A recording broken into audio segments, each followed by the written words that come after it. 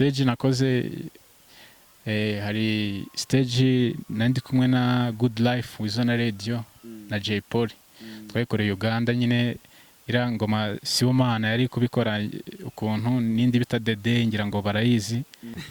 Tell me if you lele, are you lele? Tell me if you lele, I will stay beside. Miss Independent, never depend on anyone. You make me more sex, A16, never let you get. You know I'm your man, I provide you what you need. Whatever you like, you make me fantasies love. It's a reggae party, it's a reggae party. So will you do like that? Don't start then hands in the air. With Mike, just don't care. It's a reggae party, put your hands up high.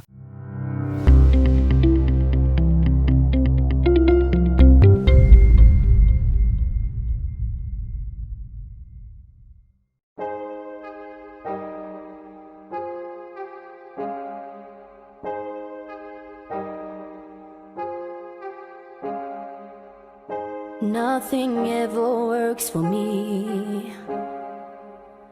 Nothing really works at all. That's what I thought until you showed me the way. And I kinda like it now. Oh, I found you. My sky is turning. Ndagusuhuje ndanagushimiye wowe wicaye ukurikiranye ga TV show ahantu hose ujye uherereye. Ni ibintu by'ingenzi, ni ibintu by'agaciro kuri twebwe kuba ufata umwanya wawe ukicara ugakurikirana ga TV show akakora ibindi bintu byinshi. N'urukundo ukomeje kugenda twereka aho uherereye hose wumve ko uri umuntu w'umugabo. So amazina yanjye ni Izabayo God nk'uko bisanzwe.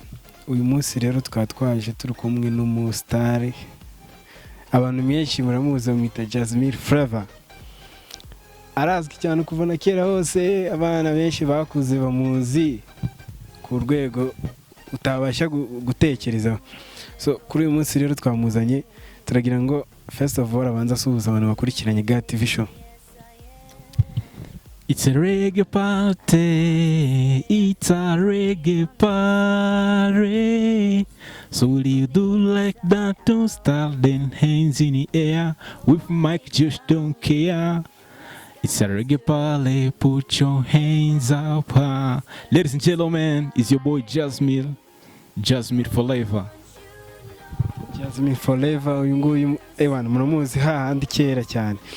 Uyu nguyu rero kuri uyu munsi twamuzanye imbere ya kamera za ga TV show turagira ngo first of all atuganirize. Jasmine ni muntu ki? Amazina duhere ku mazina wiswe n'ababyeyi. Amazina y'ababyeyi ni Ndayambaje Twizere. Jasmine Forever ni izina ry'umuziki.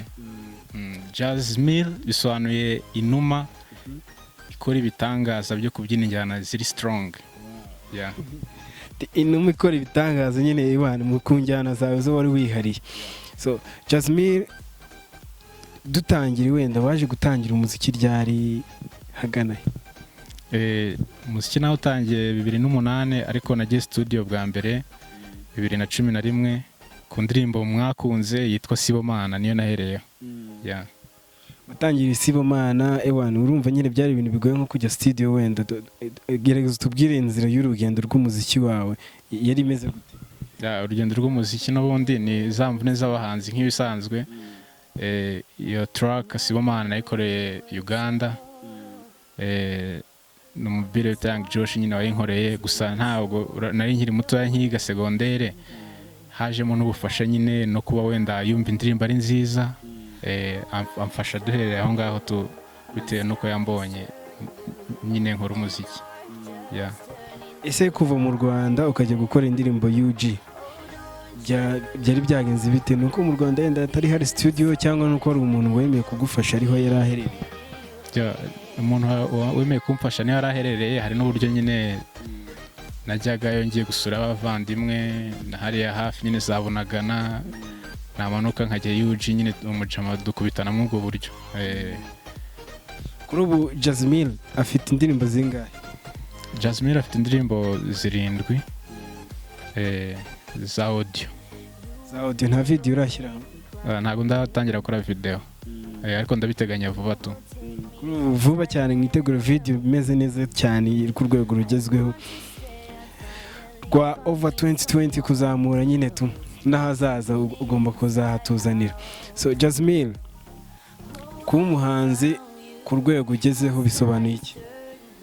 Kuba umuhanzi cya mbere nyine ni impano, cya kabiri ni abantu nyine iyo ukoze ikintu abantu bakagikunda bakagusapotinga mu buryo bumwe n'ubundi, byanze bikunze nyine ugera ahantu runaka. Niyo mpamvu nanjye usanga hano kubera abantu n'impano kirejura byose nyine n'uwiteka kugenda ubikora. Nkuko usanzwe uri umuhanzi rero turibanda cyane cyane ku mpano ufite yo kuba uri umuririmbyi, turajya ducishamo rimwe na rimwe turirimbire. Turagira byibuze duhere ku ndirimbo yawe wa mbere yatangiye uririmbiye n'abantu bakurikiranye GAT TV show, twikubutsa no gukora subscribe kuko ari by'ingenzi cyane bidusapotinga kugira ngo nawe ubashe kugira ibiganiro biryoshye cyane kandi bigushimisha. Ishavu n'agahinda ni koko n'inkurikirane, ibibazo uruhererekane byazabaka kwisekera, ujya umenya ko abantu si bo mana.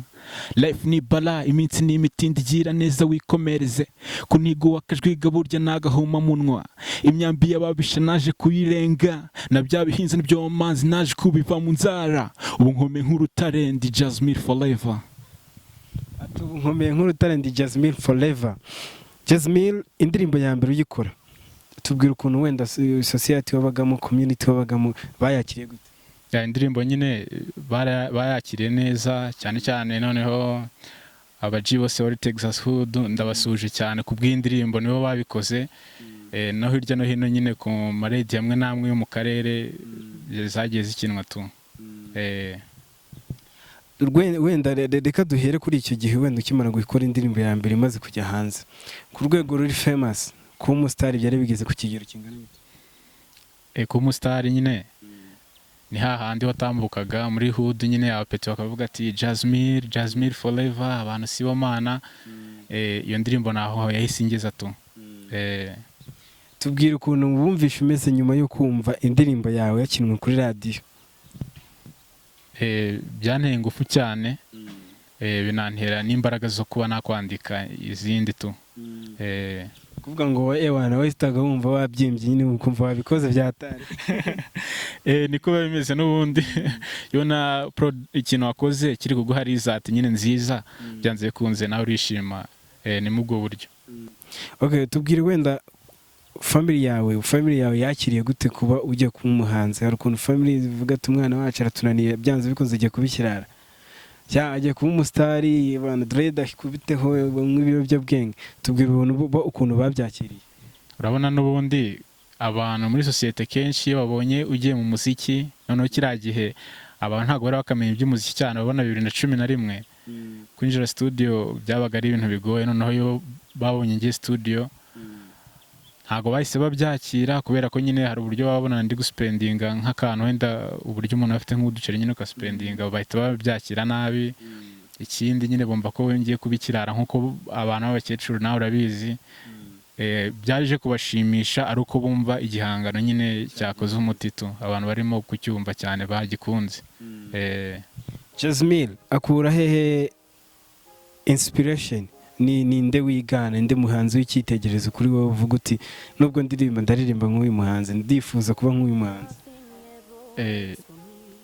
Nta muhanzi navuga nkora inspiration kubera ko ibi ni ibintu bimbamo, donc ibyo abandi bakora mbona nanjye nibyo nkora, usibye ko sometimes nyine umuntu abura ubushobozi n'umwanya.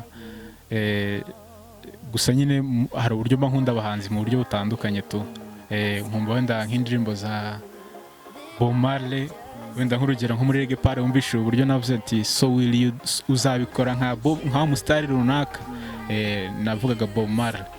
So Bob Marley ba Dube ni imiziki nkunda cyane reggae style tu, ni umuziki niyumva mu byatari.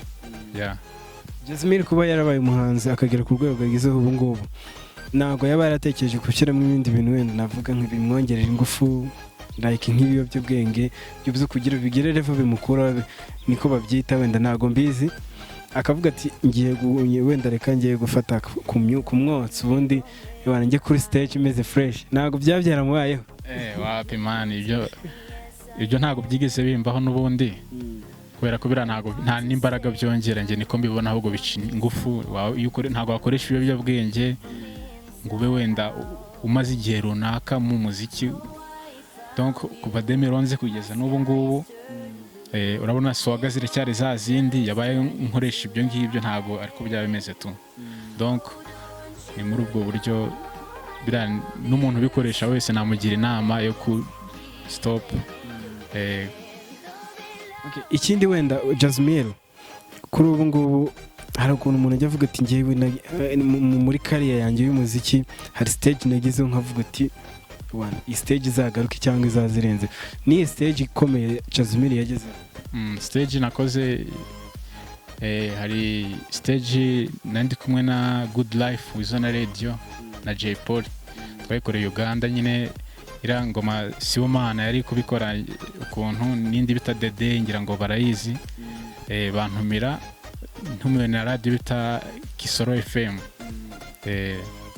iyo stage niyo stage y'amateka nta yindi ndabona imeze nkayo bari kuri stage imwe na ba Radio na Wizona na Jay Polly wo mu Rwanda tubwira ukuntu wumvaga umeze feeling zawe zabaga zimeze gute man urumva nyine ni ibintu bidasanzwe kujya ku bintu birebire bwa mbere stage ku buryo hagarara ahantu kareba abantu bose bari hasi yawe niki ubona ari ibintu bidasanzwe abari sawa cyane tu bomba uri mu yindi si bomba wageze ku yindi si ndabyumva byo biba bikomeye cyane Jasmine wenda ni nk'iyi nama wagira abantu wenda dusubiye inyuma kuri cya kibazo nanakoje ni nk'iyi nama wagira abantu wenda vuga ati kugira mbe umustar nuko mbanza kubanza natumura ku gatabi kugira mbe umustar wenda nuko nanywa ibiyobyabwenge ni nk'iyi nama wabagira inama nabagira n'ubundi burya ikintu cyitwa ikiyobyabwenge kubera ko kiyobya ubwenge urumva rero ntabwo aba umustar udafite ubwenge iyo ibyo ubwenge rero ku umustar ni ibintu bihabanye cyane so stop it none bimaze kuba addicted uragenda ukaraburiza nyine bajya babibona tu Jasmine ninde muhanzi byibuze n'abanzi banga yakoranye nabo kora bindirimbo bagakora indirimbo ikajya hanze abahanzi ndumva ni ingoma imwe nakoranye n'umujama bita Jizzy niyo ira Dede nyine bakunze hari n'indi ngoma nakoze muri 2019 ndi kumwe n'umubire bita Boy P wa hariya Texas Hood iwe Boy P niyo mwakoranye indirimbo ijya hanze kuri ubu ngubu niyo Sibomana mwakoranye no iyo twakoranye bayita Tell Me ngira ngo hari abayizi tu Tell me are you ready okay akapera Tell me if you lele are you lele tell me if you lele I will stay beside Miss Independent, never depend on anyone. You make me more sex, A16, never let you get. You know I'm your man, I provide you what you need. Whatever you like, you make me fantasies love. Mbabwire iki sinarenza hiki. So Jasmine, iyo ndirimbo mwayikoreye twayikoreye kwa Jimmy Claude, kwa Jimmy Click. Click hano umunyamakuru kuri radio Isangano. Tunamusuhuza nawe.